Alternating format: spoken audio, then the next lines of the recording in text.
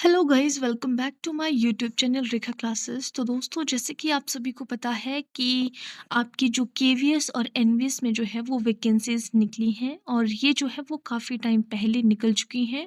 14 नवंबर को इसकी नोटिफिकेशन जो है वो जारी हो गई थी।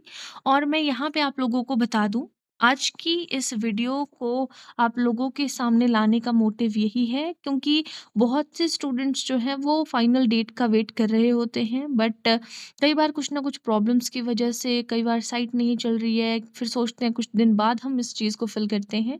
तो उस वजह से हमारा जो फॉर्म है होता है। तो आप लोगों को मैं बता दूं कि इसकी जो लास्ट डेट है आप लोगों के पास केवीएस और एनवीएस की, तो वो आप लोगों के पास जो है वो 4 दिसंबर रहने वाली है।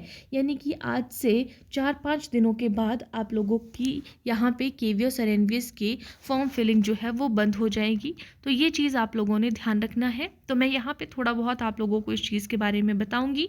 डिटेल्ड वीडियो आप लोग जो है वो बहुत सी आप लोगों ने देखी भी होंगी, तो मैं मेन चीज़ों के ऊपर यहाँ पे बात करूँगी। तो ये जो रिक्रूटमेंट यहाँ पे 2025 की निकली है, इसमें recruitment of various teaching and non teaching post इन केंद्रीय विद्यालय संगठन एंड नवोदय विद्यालय समिति, जो केवीएस और एनवीएस है, दोनों में टीचिंग और नॉन टीचिंग पोस्ट दोनों के लिए आप यहाँ पर जो है वो देख पा रहे हो कि वैकेंसीज निकली हुई हैं। ठीक है। पहले आपका जो केवीएस है वो सिंगल सिंगल जो है वो एग्ज़ाम कंडक्ट कराता था। नवोदय अपना विद्यालय जो समिति है वो अलग कंडक्ट कराती थी। मिनिस्ट्री ऑफ एजुकेशन के अंदर आपको पता है ये ऑर्गेनाइजेशंस आती हैं। बट अब की बार इन्होंने जो भी आपकी केवीएस है, जैसे कि अगर मान लीजिए हम पीआरटी का एग्जांपल लेते हैं, तो आपको पता है कि जो पीआरटी की पोस्ट है वो सिर्फ केवीएस में होती है। तो ये सिंगल आप लोगों के पास यहाँ पे वैकेंसी रहने वाली है सिर्फ पीआरटी केवीएस के लिए। वहीं पर अगर हम टीजीटी की बात करें तो आप लोगों के पास जो भी टीजीटी है, पीजीटी है, तो आपको पता है जो एनवीएस है वो टीजीटी की, यानी कि जो एनवीएस है वहाँ पे 6 क्लास से बैठती हैं आपकी क्लासेस। तो टीजीटी और पीजीटी दोनों आप एक ही एग्ज़ाम फिल करोगे। टीजीटी और पीजीटी वो आपका केवीएस के लिए भी हो जाएगा, एनवीएस के लिए भी हो जाएगा। आपको एक ही चीज़ की फ़ीस देनी है। आपको ऐसा नहीं है कि अगर आपने केवीएस के लिए करना है तो आपको अलग फ़ीस देनी पड़ेगी, एनवीएस का करना है अलग फ़ीस देनी पड़ेगी। ऐसा कुछ भी नहीं है। जो क्लासेस उनके वहाँ पे बैठती हैं उसके लिए आप लोगों को एक ही चीज़ की फ़ीस यहाँ पे देनी है। ठीक है। आगे हम यहाँ पे बात करें तो यहाँ पर आप देख सकते हो सारी चीज़ें। इसमें वैसे आप लोगों के देखने का कुछ भी नहीं है। तो मेन हम यहाँ पे बात कर लेते हैं थोड़ी सी। आप लोगों ने वैकेंसीज़ के ऊपर देखा था, ये यहाँ पे इनकी साइट है। आप यहाँ पर जाके भी जो है वो फॉर्म फिल कर सकते हैं। जैसे कि अगर हम यहाँ पे बात करें केवीएस के लिए, असिस्टेंट कमिश्नर की आप लोगों के पास यहाँ पे दी हुई है। सबसे पहले असिस्टेंट कमिश्नर की दी हुई है। Assistant commissioner equivalent to group A in KVS और एनवीएस। तो आप यहाँ पर देख रहे हो अनरिजर्व, जैसे एक चीज़ का मैं यहाँ पे आपको समझाऊंगी, बाकी आप लोग देख लोगे। तो यहाँ पे अनरिजर्व्ड जो है वो केवीएस में 5 है ना, यानी कि जो जनरल कैटेगरी के हैं, और यहाँ पे एनवीएस में 6 पोस्ट है। यानी कि टोटल अगर हम यहाँ पे बात करें तो 11 पोस्ट के लिए आप असिस्टेंट कमिश्नर फिल करोगे। वो आपका जो है दोनों के लिए हो जाएगा, केवीएस के लिए भी हो जाएगा और एनवीएस के लिए भी। और केवीएस में ईडब्ल्यूएस की यहाँ पे कोई पोस्ट नहीं निकली है, लेकिन वहीं पर असिस्टेंट कमिश्नर एकेडमिक की हम यहाँ पे बात करें तो एक पोस्ट निकली है। ठीक है। इस तरीके से आप लोग जो है यहाँ पर देख सकते हो कि टोटल पोस्ट आप लोगों के पास दी हुई है कि कितनी पोस्ट यहाँ पर है किस एग्ज़ाम को लेके। ठीक है। वहीं पर अगर हम प्रिंसिपल की बात करें तो प्रिंसिपल के एग्ज़ाम के लिए यहाँ पे ग्रुप ए के इक्विवेलेंट जो है वहाँ पे आप टोटल पोस्ट देख पा रहे हो। यहाँ पे आप लोगों के सामने है प्रिंसिपल के रिगार्डिंग। वाइस प्रिंसिपल की अगर हम बात करें केवीएस में तो ये रही आपकी वाइस प्रिंसिपल को लेके। वहीं पर पीजीटी आप लोगों को पता है अलग अलग एग्ज़ाम में PGT Hindi, English, physics, chemistry, mathematics, biology, history, geography, economics, commerce, computer science, biotechnology, इन सभी को लेके जनरल की आपके पास जो है वो 615 सीट्स जो है यहाँ पे, और ईडब्ल्यूएस की 141 सीट के लिए है। ओबीएस जो है आपके पास, ओबीसी सॉरी, तो वो 390 के लिए है। एससी 214 पोस्ट हैं, एसटी की 105 पोस्ट हैं। अगर टोटल हम बात करें इन सभी की तो आपके पास 1465 पोस्ट जो है वो पीजीटी के लिए है। वहीं पर आपके पास जो है वो एलडी की बात करें 29 है ना, और वहीं पर वीआई की बात करें 41 है, 41 है। एचआई की बात करें यानी कि जो हमारे विजुअली हैंडीकैप्ड हैं या आपके पास जो हियरिंग यहाँ पे इम्पेयर्ड हैं उनकी बात करें तो इनके लिए आपके पास यहाँ पर 42 पोस्ट जो है यहाँ पे अदर्स की भी दी हुई है कि अदर किसी को डिसेबिलिटी है कुछ है। ठीक है। तो ये आपके पास थी पोस्ट ग्रेजुएट के लिए टोटल वैकेंसीज जो हम नॉर्मली यहाँ पे बात कर रहे हैं, आपने यहाँ पे देख ली। वहीं पर आपकी जो पीजीटी है ये हमने यहाँ पे देखा कि केवीएस में इतनी पोस्ट है। वहीं पर अगर हम बात करें एनवीएस की, तो एनवीएस की भी आप यहाँ पर टोटल देख सकते हो कि किस चीज़ की कितनी पोस्ट है। ये मुझे बताने की यहाँ पे नीड नहीं है, आप लोगों को यहाँ पे विजिबल है। तो आपको सिर्फ एक ही एग्ज़ाम फिल करना है, पोस्ट ग्रेजुएट पीजीटीज। तो वो आपका केवीएस के लिए भी हो जाएगा, एनवीएस के लिए भी हो जाएगा। फीस के बारे में भी हम बात करेंगे। जिन स्टूडेंट्स को अभी तक इसके बारे में पता नहीं चला है वो यहाँ पर देख सकते हैं, ठीक है। यहाँ पे economics, commerce, computer science, physical education, male female दोनों के लिए।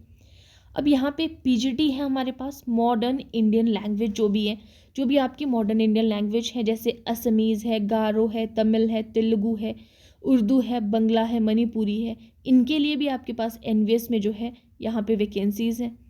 अब आ जाते हैं हम पीजीटी के बाद आ जाते हैं टीजीटी। टीजीटी अगर हम केवीएस पे बात करें तो आपकी हिंदी के लिए, इंग्लिश के लिए, संस्कृत के लिए, सोशल स्टडीज़ के लिए, मैथमेटिक्स है, साइंस है, फिजिकल एजुकेशन है, आर्ट एजुकेशन है, वर्क एक्सपीरियंस है, स्पेशल एजुकेटर टीजीटी के लिए। तो इनकी आपके पास अनरिजर्व्ड की 1153 पोस्ट है। ईडब्ल्यूएस का जो है वो इकोनॉमिकल विकर सेक्शन है, 275 पोस्ट है। ओबीसी की आपके पास 749 है, एससी की 414 है, एसटी की 203 है, और टोटल अगर हम इन्हीं की बात करें तो 2794 आपकी केवीएस में टीजीटी की पोस्ट है। वहीं पर अब आ जाते हैं लाइब्रेरियन की, ठीक है। अब टीजीटी की भी हम बात करेंगे, लेकिन यहाँ पे पहले थोड़ा सा लाइब्रेरियन का देख लेते हैं। लाइब्रेरियन की आपके पास 61 पोस्ट है अनरिजर्व्ड की, और यहाँ पे ईडब्ल्यूएस, ओबीसी, एससी, एसटी सारी आप लोगों के पास टोटल आगे जो यहाँ पे कोई ना कोई हैंडीकैप्ड है उनकी भी यहाँ पे पोस्ट दी हुई है। वहीं पर अब हम टीजीटी के अंदर आ जाते हैं। तो टीजीटी की भी आप लोग यहाँ पर देख पा रहे हो, टीजीटी हिंदी, अभी हमने ऊपर केवीएस की देखी थी, टीजीटी की अब यहाँ पे एनवीएस की देख रहे हैं। Hindi, English, social study, mathematics, science, TGT physical education male, TGT physical education female, TGT arts इनकी, computer science, TGT music, library और special educator. Trained graduate third language की बात कर रहे हैं। थर्ड लैंग्वेज जो असमीज़, बोडो, गारो, गुजराती, कन्नड़, खासी, मलयालम, मराठी, मीज़ो, नेपाली, उड़िया, पंजाबी, तमिल, तेलुगु, उर्दू, बंगला, मणिपुरी इनकी पोस्ट है, ओके। अब आ जाते हैं मेन हम जो हमारा प्राइमरी है। मैक्सिमम स्टूडेंट जो है, मैंने देखा कि बहुत से स्टूडेंट्स का रहता है कि पीआरटी के रिगार्डिंग उनको जो है वो क्लियर जो है वो इन्फॉर्मेशन नहीं मिल पाती है। अगर किसी को एग्ज़ाम फिल करने में प्रॉब्लम आ रही है, किसी ने पीआरटी का एग्ज़ाम फिल करना है कि कैसे एग्ज़ाम फिल होगा, वो भी मुझे बता दीजिएगा। मैं इसके ऊपर भी आप लोगों के लिए एक सेपरेट वीडियो जो है वो बना दूंगी कि किस तरीके से पीआरटी का एग्ज़ाम आप लोगों ने फिल करना है। तो पीआरटी में यहाँ पे 3 तरीके से आप देख पा रहे हो। एक है हमारे पास जो स्पेशल एजुकेटर के लिए पीआरटी निकली है 202 जनरल की, 49 ईडब्ल्यूएस की है, ओबीसी की 133 है, एससी की 774 है, एसटी की 36 है और टोटल 494। वहीं पर अगर हम सिंपल पीआरटी की बात करें तो आपके पास अनरिजर्व्ड की 189 पोस्ट है, आगे भी आप देख पा रहे हो। और पीआरटी म्यूज़िक की अगर हम बात करें तो यहाँ पे आपके पास सामने पोस्ट है, यानी कि टोटल अगर तीनों की देखी जाए तो आप यहाँ पर देख सकते हो। ये थी जो टीचिंग की हमारे पास थी। अब आ जाते हैं नॉन टीचिंग पे। तो नॉन टीचिंग पे अगर कोई एडमिनिस्ट्रेटर ऑफिसर के लिए करना चाहता है, आप देख पा रहे हो कितनी कितनी पोस्ट है। फाइनेंस ऑफिसर के लिए पोस्ट है, असिस्टेंट इंजीनियर के लिए, असिस्टेंट सेक्शन ऑफिसर के लिए, जूनियर ट्रांसलेटर के लिए, सीनियर जो सेक्रेटरीट असिस्टेंट के लिए, जूनियर सेक्रेटरीट असिस्टेंट के लिए, स्टेनो ग्रेड 1 और 2 के लिए पोस्ट है, ओके। नॉन टीचिंग अगर एनवीएस की बात करें तो एनवीएस के लिए जूनियर सेक्रेटरीट असिस्टेंट यहाँ पे, और junior secretariat assistant JNV cadre के लिए। लैब अटेंडेंट की 78 है जो अनरिजर्व्ड है, आगे आप देख पा रहे हो। मल्टीटास्किंग स्टाफ की यहाँ पे जो है वो अनरिजर्व्ड की 11 है, ओके। तो ये थी यहाँ पे वैकेंसीज जो कि टीचिंग और नॉन टीचिंग के लिए वैकेंसीज थी। अब यहाँ पर आप देख सकते हो जो आपके पास डेजिग्नेशन है, आपके पास फंक्शनल रिक्वायरमेंट गिवन है यहाँ पे, ठीक है, कि किस किस के लिए आपके पास ये पोस्ट है, ओके। इसका हमें इतना ज़्यादा कुछ देखने की ज़रूरत नहीं है जब हमने एग्ज़ाम फिल करना है, ओके। अब हम आगे बढ़ेंगे। यहाँ पे आपके पास एब्रीविएशन है, अगर आपको कोई चीज़ समझ में नहीं आ रही हो, जैसे कहीं पर बी लिखा है, आप इन एब्रीविएशंस को देख सकते हो कि क्या क्या चीज़ है। फंक्शनल रिक्वायरमेंट के लिए एब्रीविएशन यूज़ की हुई है जगह जगह पे, जैसे एलवी है लोअर विजन के लिए, है ना, एचएच है हार्ड ऑफ हियरिंग के लिए, है ना, OA है, सिंगल H है, तो सबके लिए यहाँ पे एब्रीविएशन दी हुई है। H हियरिंग के लिए, ठीक है, CL क्लाइंबिंग के लिए, CRL क्रॉलिंग के लिए, तो इन एब्रीविएशंस को आप यहाँ से देख सकते हो। उसके अलावा अब यहाँ पे हम बात करेंगे कि यहाँ पे आपके पास पे स्केल की बात करें, असिस्टेंट कमिश्नर का पे स्केल आप लोगों को यहाँ पे गिवन है और 45 ईयर्स से ज़्यादा नहीं होनी चाहिए। इसेंशियल क्वालिफिकेशन की बात करें, आप लोगों को यहाँ पे आराम से टिक के मैंने सारी चीज़ें यहाँ पे बताई हुई हैं। मास्टर्स डिग्री होनी चाहिए, recognised university with at least 50% marks, इस तरीके से आप लोगों के पास है। और NVS के रिगार्डिंग भी है। मेन हम यहाँ पे जो है वो TGT, PGT और PRT के बारे में बात करेंगे, ठीक है। बाकी आप देख सकते हो यहाँ पे ऐसा कुछ नहीं है, मैं दिखाऊंगी आपको सारी चीज़, बट मैं ओरली आप लोगों को नहीं बता रही हूँ इस चीज़ के लिए। जैसे प्रिंसिपल के लिए क्या क्या क्वालिफिकेशन आपकी है, KVS NVS में किस तरीके से चीज़ें रहेंगी, और वाइस प्रिंसिपल के लिए ग्रेजुएट, पोस्ट ग्रेजुएट की हम यहाँ पे बात कर रहे हैं। जो पे स्केल है पोस्ट ग्रेजुएट का वो आप देख रहे हो, 40 साल से ऊपर आप नहीं होने चाहिए। 40 साल आप लोगों के पास जो है पोस्ट ग्रेजुएट के लिए है। इंटीग्रेटेड पोस्ट ग्रेजुएट कोर्स होना चाहिए NCTE रिकॉग्नाइज्ड यूनिवर्सिटी और इंस्टीट्यूशन से इन the concern subject with at least 50% marks aggregate होने चाहिए। BEd जो आपका कंपोनेंट है उसको लेके, या मास्टर्स होने चाहिए रिकॉग्नाइज्ड यूनिवर्सिटी से at least 50% marks in aggregate the concern subject जो भी हैं, इन दोनों में से कोई एक चीज़। और उसके अलावा आपके पास यहाँ पर या तो ये ऊपर वाली में से एक चीज़ और यहाँ पे नीचे वाली में से सेकंड वाले में भी और आपके पास यहाँ पे ऑप्शन है ना। यानी कि कई बार क्या होता है ना, स्टूडेंट क्या सोच लेते हैं कि जैसे ये वाली चीज़ है ना, इनमें से एक चीज़ है और बात बन जाएगी, ऐसा नहीं। A पूरा होना चाहिए आपका, B में से एक चीज़ होनी चाहिए आपकी, और C में से proficiency to teach in Hindi और इंग्लिश मीडियम में होनी चाहिए आपकी, ठीक है। ये सारी चीज़ें हैं यहाँ पर, इन चीज़ों का आपने ध्यान रखना है। इन दोनों में से आपका कोई हो सकता है, इन दोनों में से आपका कोई एक चीज़ हो सकती है, तीनों में से कोई एक चीज़ हो सकती है, और C आपकी होनी ही चाहिए। ये है पोस्ट ग्रेजुएट टीचर्स के लिए, ओके। यहाँ पे आप देख पा रहे हो मास्टर्स डिग्री इन द जो आपके सब्जेक्ट्स यहाँ पर दिए हुए हैं, PGT English in KVS NVS Hindi, और इस तरीके से सारे आप लोगों के पास गिवन है यहाँ पे PGTs के रिगार्डिंग, ओके। डिज़ायरेबल क्वालिफिकेशन भी गिवन है आपके पास यहाँ पे, ओके। PGT कंप्यूटर साइंस के लिए किस तरीके से, PGT फिजिकल एजुकेशन, ओके। अब आ जाते हैं हम यहाँ पर ट्रेंड ग्रेजुएट टीचर्स यानी कि TGT। तो TGT की यहाँ पे पे स्केल आप देख सकते हो, और 35 साल तक आप लोगों के पास TGT की जो है वो लिमिट है। यहाँ पे फीमेल्स के लिए ध्यान रखेंगे, फीमेल्स जितनी भी फीमेल्स हैं उनके लिए 10 साल की रिलैक्सेशन रहती है।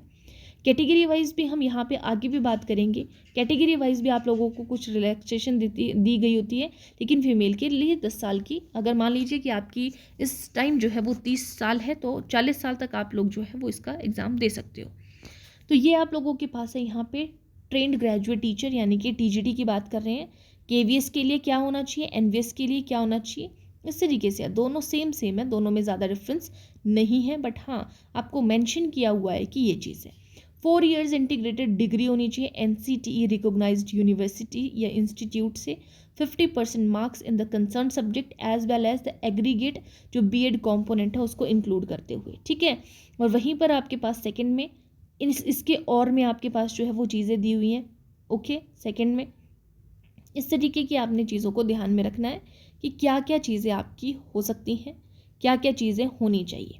Graduation in concern subject with at least 50% marks and 1 year BEd special education from rehabilitation council of India with at least 50% marks. तो यहाँ पे हम सिर्फ ये चीज़ देख रहे हैं कि कौन कौन सी चीज़ें मेन आपके पास दी हुई हैं, ठीक है। ट्रेंड ग्रेजुएट टीचर्स के मैथ, साइंस और सोशल साइंस के रिगार्डिंग अलग अलग यहाँ पे दी हुई है कि किसके लिए कौन सी चीज़ है, ओके। ये आपके पोस्ट वाइज इलेक्टिव सब्जेक्ट्स हैं, कौन कौन से सब्जेक्ट्स होने चाहिए। मैक्सिमम स्टूडेंट्स का ये भी डाउट रहता है, जैसे TGT मैथ्स है तो उनका किस तरीके से होना चाहिए, TGT साइंस है तो मेन सब्जेक्ट क्या है, जैसे बायोलॉजी लाइफ साइंस से के लिए आपने करना है, अगर मेन सब्जेक्ट है तो आपका केमिस्ट्री, बॉटनी और जूलॉजी होना चाहिए। अगर आपका मेन सब्जेक्ट बॉटनी है तो आपकी सब्सिडरी सब्जेक्ट केमिस्ट्री और जूलॉजी होनी चाहिए। अगर आपका जूलॉजी मेन सब्जेक्ट था तो केमिस्ट्री और बॉटनी होना चाहिए। ये चीज़ आपने ध्यान रखना, क्योंकि इस वाली चीज़ में जो है वो स्टूडेंट गड़बड़ कर देते हैं, ठीक है। यहाँ पे ये रहा आपका जो है वो क्या क्या होनी चाहिए। TGT कंप्यूटर साइंस के रिगार्डिंग 35 साल है। जो भी टीजीटी है वो 35 साल तक जो है वो अप्लाई कर सकते हैं, और जो पीजीटी है वो 40 साल तक अप्लाई कर सकते हैं। फीमेल्स के लिए 10 साल की रिलैक्सेशन आपको हर जगह पर देखने को मिलेगी। ओके, केवीएस के पॉइंट पे। ओके, ये टीजीटी है, आप यहाँ पर देख पा रहे थे इसे, स्पेशल एजुकेटर के लिए टीजीटी में। ठीक है, अब आ जाते हैं प्राइमरी पे म्यूज़िक टीचर के लिए। तो यहाँ पे हम पीआरटी को जो है वो मेन फोकस करते हुए जो है ये वीडियोस मैंने आप लोगों के लिए रखी है। तो फॉर प्राइमरी टीचर्स म्यूज़िक के लिए अगर हम बात करें, पे स्केल लेवल 6 की पे स्केल आप लोगों को यहाँ पे मिलने वाली है, और 30 साल से ऊपर नहीं होना चाहिए पीआरटी के लिए। इसेंशियल क्वालिफिकेशन की बात करें तो सीनियर सेकेंडरी या हायर सेकेंडरी या इंटरमीडिएट 50% मार्क्स के साथ रिकॉग्नाइज्ड बोर्ड से होनी चाहिए। बैचलर डिग्री होनी चाहिए आपके पास म्यूज़िक में, परफॉर्मेंस आर्ट में, from a recognised university and board, जो आपको वहाँ से म्यूज़िक सब्जेक्ट में प्रोवाइड की गई है, all years of degree as main subject. और वर्किंग नॉलेज होनी चाहिए हिंदी और इंग्लिश की। Candidate having diploma in music are not eligible for the post. अगर किसी के पास डिप्लोमा है म्यूजिक में तो उसको यहाँ पे नहीं अप्लाई करने दिया जाएगा। नॉलेज ऑफ कंप्यूटर एप्लीकेशंस की नॉलेज होनी चाहिए। अब हम सिंपल पीआरटी पे आ जाते हैं। सिंपल पीआरटी पे आपको यहाँ पे बोला गया है पे स्केल लेवल 6 का आप लोगों को यहाँ पे मिलने वाला है 35,400 से 1,12,400 तक जो है यहाँ पे स्केल रहने वाला है, और 30 साल से ऊपर नहीं होना चाहिए। इसेंशियल क्वालिफिकेशन की बात करें, सीनियर सेकेंडरी, हायर सेकेंडरी या इंटरमीडिएट जो है एटलीस्ट 50% मार्क्स के साथ, और 2 ईयर का एलिमेंट्री डिप्लोमा होना चाहिए जिसका एक रिकॉग्नाइज्ड यूनिवर्सिटी या बोर्ड हो। या फिर आप लोगों के पास, अब देखो ये 3 ऑप्शन है आपके पास, यहाँ पे एक ऑप्शन, दूसरी ऑप्शन, 3 ऑप्शन, इनमें से कोई एक होना चाहिए। या तो ये चीज़ हो, या तो senior secondary, higher secondary, intermediate 50% marks के साथ। यहाँ पे 2 ईयर का डिप्लोमा मेंशन किया था, यहाँ पे 4 ईयर का डिप्लोमा या ग्रेजुएशन वाला पोर्शन आपको फिल करते टाइम दिखेगा वहाँ पे, और ये चीज़ आपने वहाँ पे फिल करनी है फ्रॉम रिकॉग्नाइज्ड इंस्टीट्यूट या बोर्ड। और नेक्स्ट है senior secondary, higher secondary, intermediate with 50% marks and 2 year diploma. Special education के लिए अगर आप अप्लाई कर रहे हो तो स्पेशल एजुकेशन का डिप्लोमा होना चाहिए from rehabilitation council of India RCI से। ठीक है, एक हमारी इनमें से फिल होनी चाहिए। दूसरा आपके पास क्वालिफाई होना चाहिए आपका CTET paper 1 conducted by central board of secondary education यानी कि CBSE के थ्रू कंडक्ट हुआ। और तीसरी आप लोगों के पास प्रोफिशिएंसी चाहिए इंग्लिश और हिंदी मीडियम में पढ़ाने की, और आपको जो है वो कंप्यूटर की नॉलेज यहाँ पर होनी चाहिए, डिज़ायरेबल नॉलेज होनी चाहिए कंप्यूटर की। ये है आपके पास यहाँ पर पीआरटी के लिए जो है। और training to be undergone a person with DED special education qualification shall undergo after appointment and NCTE recognition 6 month special program in elementary education. मतलब अगर आपने सिंपल यहाँ पे बात बोली गई है कि कोई DED का स्टूडेंट है, स्पेशल एजुकेशन का क्वालिफिकेशन जो है यहाँ पे वो दी गई है, तो 6 मंथ स्पेशल प्रोग्राम्स होगा एलिमेंट्री एजुकेशन के थ्रू अगर कोई ट्रेनिंग के अंडरगॉन है। ठीक है, मतलब अगर आपने सिंपल पीआरटी के लिए अप्लाई करना है ना, तो ये जो 3 कॉलम्स तक मैंने आपको चीज़ें बताई, इतनी आप लोगों को वहाँ पे होनी चाहिए आपके पास। वहीं पर प्राइमरी टीचर, स्पेशल एजुकेटर की अगर हम बात करें तो स्पेशल एजुकेटर की भी क्वालिफिकेशन आपके पास है यहाँ पे। जैसे इसेंशियल क्वालिफिकेशन है, फर्स्ट आपके पास ये होना चाहिए 12th passed with minimum 50% marks in aggregate. Second आपके पास any of the following recognised university, 2 year की DED होनी चाहिए आपके पास स्पेशल एजुकेशन में in any of the category of disability की। 1 ईयर या तो 1 ईयर डिप्लोमा स्पेशल एजुकेशन का कोई भी कैटेगरी ऑफ डिसेबिलिटी में, diploma in community based rehabilitation होना चाहिए 6 मंथ्स का certificate course in education of special needs, children with special needs का, या फिर पोस्ट ग्रेजुएट डिप्लोमा होना चाहिए कम्युनिटी बेस्ड रिहेबिलिटेशन का 6 मंथ्स का सर्टिफिकेट होना चाहिए इसका, या diploma in multi rehabilitation work होना चाहिए 6 मंथ्स का certificate with special need, children with special needs, जैसे मैंने आपको पहले बताया। तो यहाँ पे ये 2 चीज़ें हैं इनमें से। आगे आपके पास इनमें से कोई भी चीज़ हो सकती है क्योंकि स्पेशल एजुकेटर इन सारी कैटेगरीज के अंदर आते हैं। और तीसरा आपको पता है कि यहाँ पे CTET का आपके पास जो है वो पेपर 1 यहाँ पर क्लियर चाहिए। और फोर्थ पे रजिस्ट्रेशन विद RCI की रजिस्ट्रेशन होनी चाहिए हैविंग द CRR नंबर होगा तभी आप स्पेशल एजुकेटर के लिए अप्लाई कर सकते हैं। Proficiency to teach in Hindi और इंग्लिश में प्रोफिशिएंसी होनी चाहिए, और आपको कंप्यूटर एप्लीकेशंस की नॉलेज होनी चाहिए। एडमिनिस्ट्रेटिव ऑफिसर्स के लिए बात कर रहे हैं यहाँ पे, फाइनेंस ऑफिसर्स के लिए आपके पास यहाँ पे क्वालिफिकेशन गिवन है, असिस्टेंट इंजीनियरिंग के लिए है, असिस्टेंट सेक्शन ऑफिसर के लिए है, जूनियर ट्रांसलेटर के लिए है ना, सीनियर सेक्रेटरी जो आपके यहाँ पे सेक्रेटरीट असिस्टेंट है, फॉर स्टेनोग्राफर जो ग्रेड 1 है, ग्रेड 2 के लिए यहाँ पे आपके पास दिया हुआ है। ये नॉन टीचिंग की है, ठीक है। हमने पीआरटी में मेन बात करनी थी टीजीटी पीजीटी की, वो मैंने आप लोगों को यहाँ पे बता दी। बाकी जैसे जैसे फॉर्म फिल करने हैं आपको पता चलता जाएगा कि क्या क्या चीज़ें हैं, ठीक है।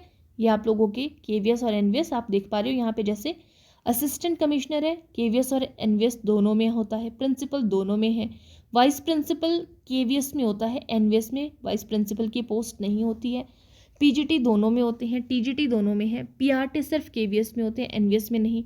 Administrator officer, finance officer, assistant engineer, junior translator, ये केवीएस की पोस्ट है, एनवीएस में नहीं होती हैं, ओके। और स्टेनोग्राफर ग्रेड 1 ग्रेड 2 आपके केवीएस में है, और जूनियर सेक्रेटरीट असिस्टेंट दोनों में है, ठीक है। असिस्टेंट सेक्शन ऑफिसर कहते हैं हम, लैब अटेंडेंट बोला जाता है उन्हीं को एनवीएस में, और सीनियर सेकेंडरी असिस्टेंट बोला जाता है आपके पास, सीनियर सेक्रेटरीट असिस्टेंट बोला जाता है केवीएस में, और मल्टीटास्किंग स्टाफ बोला जाता है एनवीएस में। अगर यहाँ पे हम बात कर रहे हैं तो आपके पास जो पेपर 1 होने वाला है, जो मैक्सिमम सभी का पेपर 1 होने वाला है, वो जनरल रीजनिंग पूछी जाएगी। नंबर ऑफ क्वेश्चंस, जो क्वेश्चंस आएंगे आपके पास 20, और हर एक क्वेश्चन जो है वो 3-3 मार्क्स का होगा, तो यहाँ पे 60 मार्क्स का। जो आपके पास पार्ट सेकंड में न्यूमेरिकल एबिलिटी आएगा यानी कि मैथ्स, उसमें भी 20 क्वेश्चंस है 60 मार्क्स के। तीसरा है कंप्यूटर लिटरेसी, 20 क्वेश्चंस है 60 मार्क्स के। जनरल नॉलेज है 20 क्वेश्चन 60 मार्क्स के। और लैंग्वेज कॉम्पिटेंसी टेस्ट है 10 क्वेश्चंस है, हर क्वेश्चन 3-3 मार्क्स का, यानी कि 30 क्वेश्चंस 30 मार्क्स का। और लैंग्वेज कॉम्पिटेंसी टेस्ट है आपका 1 अदर मॉडर्न इंडियन लैंग्वेज, कोई भी जो मॉडर्न इंडियन लैंग्वेज है आपकी, 10 क्वेश्चंस होंगे 30 मार्क्स के, ठीक है। ये होगा आपके पास जो आपका पीआरटी जिसने देना है, टीजीटी जिसने देना है, पीआरटी किसने देना है, उन सभी के लिए ये वाला फॉर्मेट आप लोगों का रहेगा। आप लोगों ने यहाँ पे कंफ्यूज नहीं होना है, ठीक है। यहाँ पे आप लोगों के पास जो है वो सारी चीज़ें यहाँ पर गिवन है, पार्ट 1 पार्ट 2 इस तरीके से किसमें कौन सी चीज़ रहने वाली है, ठीक है। वहीं पर अगर हम पेपर 2 की बात करें तो जब आप लोगों का या टीयर 1 या टीयर 2, टीयर 1 में मैंने आप लोगों को बता दिया, टीयर 2 की अगर बात करें तो यहाँ पे 60 क्वेश्चंस आप लोगों के पास जो है वो ऑब्जेक्टिव आएंगे, और 10 आपके पास डिस्क्रिप्टिव आएंगे। जो ऑब्जेक्टिव आएंगे वो आपके पास यहाँ पर 60 क्वेश्चन है 60 मार्क्स के होंगे, और जो डिस्क्रिप्टिव 10 क्वेश्चन होंगे वो हर एक क्वेश्चन जो है वो 4 मार्क्स का होगा, यानी कि 40 मार्क्स का आपका टोटल रहने वाला है। और यहाँ पर इन objective type questions tier 2 each question carry 1 marks, and there will be also negative marking of wrong question 1/4 आपके पास, यानी कि 0.25 मार्क्स जो है वो डिडक्ट किए जाएंगे रॉन्ग आंसर से, ओके। यहाँ पे इस चीज़ का आपने ध्यान रखना है, ठीक है। पेपर 2 की हम यहाँ पे बात कर रहे थे, ये आप लोगों को OMR का आपने ध्यान रखना है। जो भी शॉर्टलिस्ट कैंडिडेट होंगे टीयर 2 में, हम यहाँ पे बात कर रहे हैं टीयर 2 की, तो जो 1:3 आप लोगों को जो है यहाँ पे बुलाया जाएगा, ठीक है।